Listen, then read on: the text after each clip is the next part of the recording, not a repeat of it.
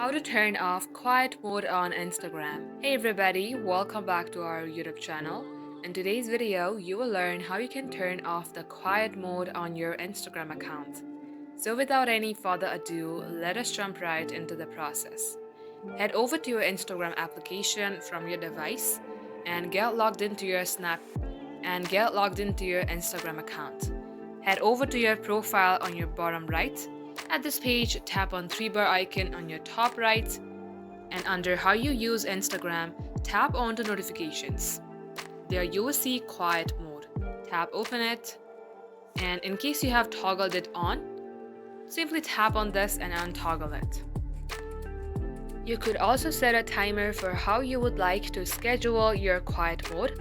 For instance, if you would like to change your quiet mode between 7 to 10 a.m., you can do that by tapping onto these choose days and set a timer likewise. Just like so, this is how you can turn off or on your quiet mode for your Instagram account. That is all for today's tutorial. If you had found this video to be helpful, then hit the like button, and in case you would like to see more contents like this, subscribe to our channel. We will be back with more tutorials like this. Until then, thank you for watching and see you in our next upload.